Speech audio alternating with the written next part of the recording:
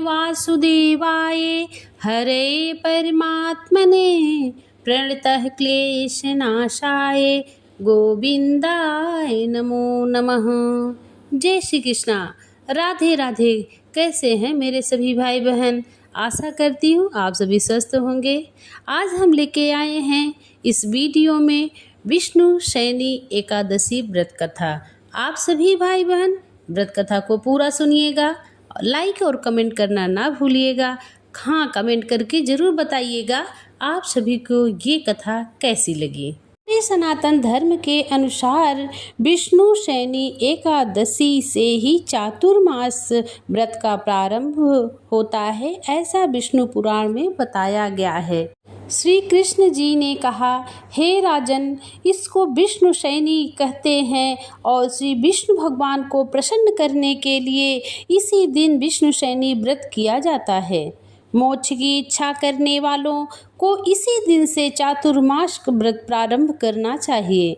युधिष्ठिर ने कहा, हे केशव, किस प्रकार शयन व्रत करना चाहिए और चातुर्मास व्रत कैसे किया जाता है, कृपया यह विधि भी बतलाइए। श्री कृष्ण जी ने कहा, हे राजन, अब गोविंद शयन व्रत सुनो तथा चातुर्मास में जो भी व्रत किए जाते हैं उनको भी मैं कहता हूँ।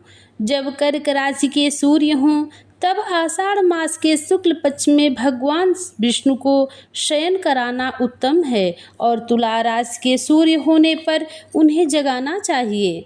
आषाढ़ मास के शुक्ल पक्ष की एकादशी का व्रत करके चातुर्मास व्रत का नियम पालन करना चाहिए। स्वच्छ पात्र एवं उपधा नाद से सुसज्जित शैया पर शंख चक्र गदा पद्म तथा पीतांबरधारी विष्णु भगवान की स्थापना करें तथा स्मृत पुराण और वेद मंत्रों सहित दधि घृत मधु मिश्री आदि का लेपन कर जल से स्नान करावे तथा धूप दीप नैवेद्य और उत्तम उत्तम पुष्पों द्वारा प्रेम पूर्वक पूजन करके प्रार्थना करें, हे भगवान, आपके सो जाने पर समस्त भूमंडल भी सो जाता है और आपके जागने पर सब जाग भी जाते हैं। इस प्रकार मूर्ति का पूजन और प्रार्थना करने के पश्चात हाथ जोड़कर कहे कि हे भगवान, चातुर्मास के इन 4 मासों में जब तक आप शयन करें तब तक मेरे स्वीकार किए हुए इन नियमों को आप निर्विघ्न पूर्ण करें। इस प्रकार शुद्ध चित्त एवं विनीत भावों द्वारा प्रार्थना करके विष्णु भक्त मनुष्य अथवा स्त्री दंत धावन पूर्वक इन नियमों को करें।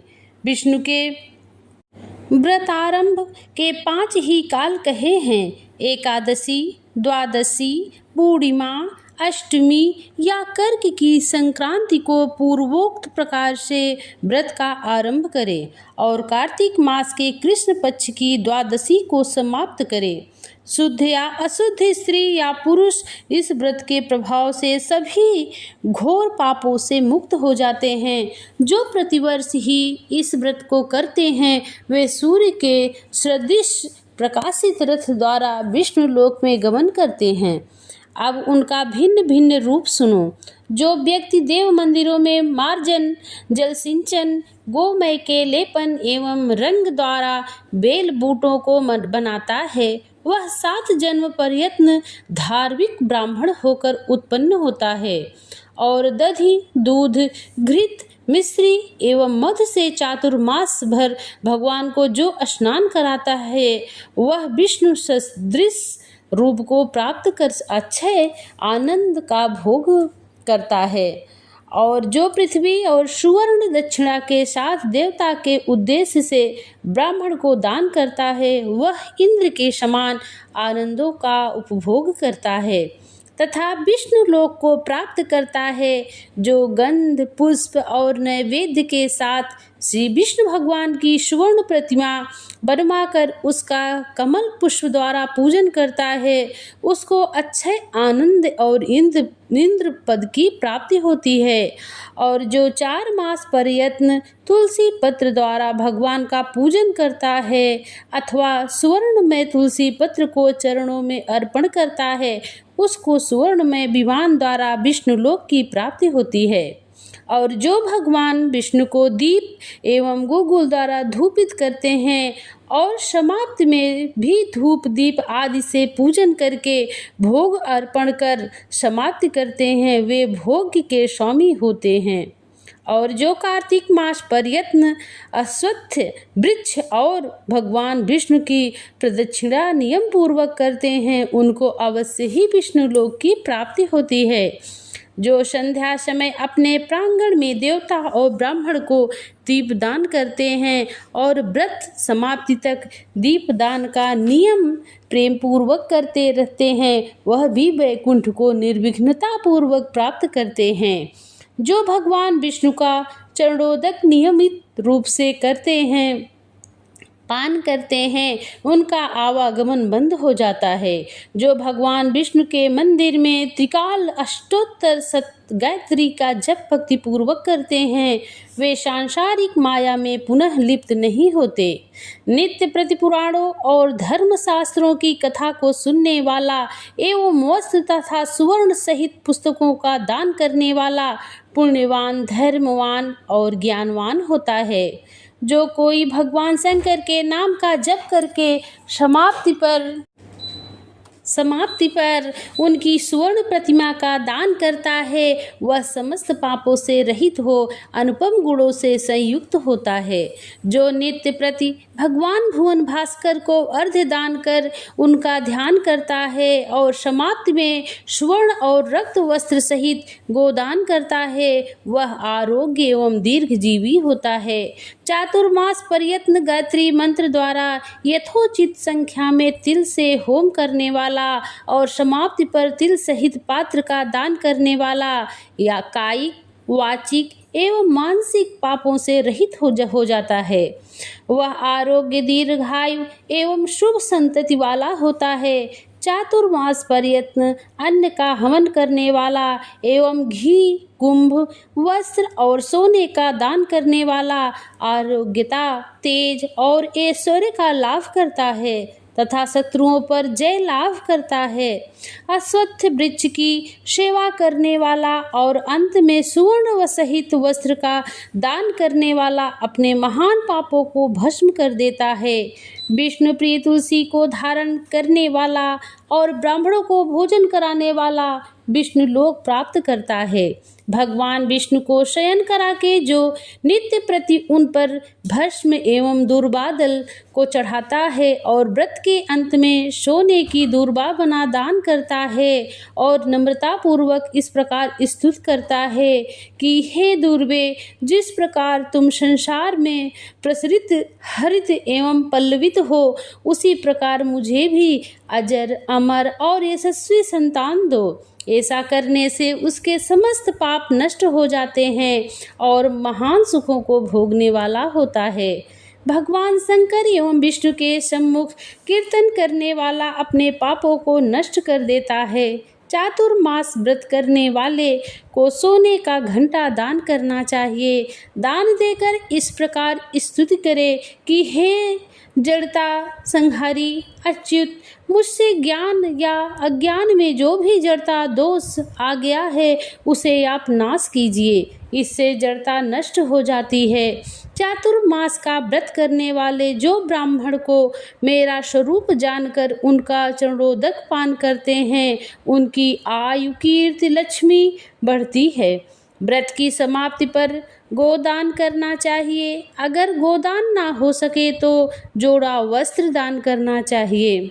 सर्व देवताओं के सर्वरूप ब्राह्मणों को नित्य नमस्कार करने वाला समस्त पापों से रहित हो जाता है। अलंकारों से संयुक्त व सवस्था गोदान करने वाला सार्वभौम, दीर्घजीवी और यशस्वी राजा होता है। ब्राह्मणों भोजन कराने वाले की आयु की वृद्धि होती है।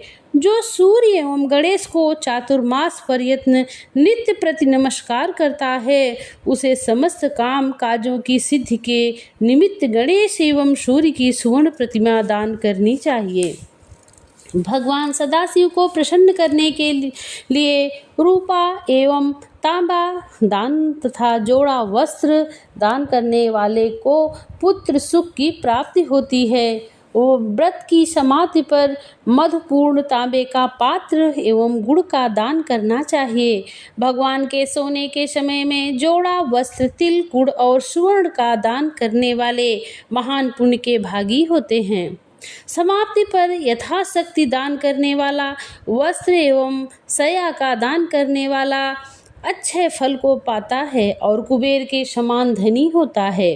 भगवान श्री कृष्ण ने कहा, हे राजन, राज्यार्थी राज्य एवं पुत्रार्थी पुत्र को और निष्काम मोक्ष को पाता है। चातुर्मास में ब्राह्मण को शाक, फल एवं मूल भोजन देने वाला और समाप्ति में यथाशक्ति दान दक्षिणा देने वाला राज्य का भागी होता है। विष्णु शयनी में सूर्य के निमित्त सोंठ, मिर्च और पीपर, कपास, वस्त्र दान करने वाला और व्रत की समाप्ति पर सोने की बनी हुई सोंठ, मिर्च और पीपर का सवस्त्र दान करने वाला 100 वर्ष प्रयत्न जीता है और उसके सभी मनोरथ पूर्ण होते हैं और वह अंत में स्वर्गलोक को जाता है। जो बुद्धिमान एवं कर्मकांडी ब्राह्मण को मोती का दान करता है वह कीर्तिमान होता है। जो तांबूल का दान करके तांबूल का खाना त्याग देता है और समाप्ति में दक्षिणा के सहित रक्त वस्त्र का दान करता है, उसको तांबूल दान के द्वारा इस लोक में गंधर्वत्व और परलोक में स्वर्ग की प्राप्ति होती है। वह ब्रह्मा, विष्णु एवं शिव रूप है। अस्तु इसके दान करने से देवताओं द्वारा प्रचुर संपत्ति प्राप्ति होती है। चातुर्मास में जो स्त्री पुरुष नित्य प्रति गौरी एवं लक्ष्मी को प्रसन्न करने के लिए हरिद्रा दान करते हैं और व्रत की समाप्ति पर रजत पूर्ण हरिद्रा दान करते हैं, वह स्त्री पुरुष परस्पर एक दूसरे के आश्रय में आनंद पूर्वक जीवन यापन करते हैं तथा साथ ही साथ सौभाग्य एवं अच्छे धन धान्य के साथ सुख भोग कर स्वर्गगामी होते हैं। चातुर्मास में खट रस से युक्त 52 प्रकार के दिव्य व्यंजन प्रेम पूर्वक ब्राह्मणों को भोजन कराकर शक्ति के अनुसार दान करना चाहिए। यदि नित्य प्रतिदान करने में असमर्थ हो तो अष्टमी, अमावस्या, पूर्णिमा एवं प्रति रविवार को या प्रति शुक्रवार को दान करे और व्रत समाप्ति पर भूदान करे। यदि भूदान करना शक्ति से बाहर हो तो सुवर्ण से युक्त गोदान करे। यदि इसमें भी असमर्थ हो तो सुवर्ण सहित पादुका एवं स्वच्छ वस्त्रों का दान करे। इस प्रकार के दान करने वाले को अन्न एवं पुत्र पौत्रादि संपत्ति, विष्णु भक्ति और अंत समय में विष्णुलोक की प्राप्ति होती है। स्वस्ता अर्थात दूध से देती हुई गौ, आभूषण एवं दक्षिणा सहित दान करने वाले को उत्तम एवं शुद्ध बुद्धि की उत्पत्ति होती है। जो व्यक्ति चातुर्मास पर भर चंद्रायण व्रत करते हुए अन्न का भोजन नहीं करते और भिक्षावृत्ति धारण करते के जीवन निर्वाह करते हैं, उनको दिव्य शरीर द्वारा शिवलोक की प्राप्ति एवं वेद पारंगता प्राप्त होती है तथा उनका आवागमन निवृत्त हो जाता है। इस प्रकार व्रत एवं नियमानुसार पूजन करने वाले से भगवान विष्णु अत्यंत ही प्रसन्न होते हैं और जागरण तथा शयन वाले दिन को व्रत रखने वाले को गरुड़ द्वारा भगवत गति प्राप्त होती है। इसी के साथ ये कथा समाप्त हुई। आशा करती हूँ आप सभी को पसंद आई होगी। जय श्री कृष्णा, राधे राधे।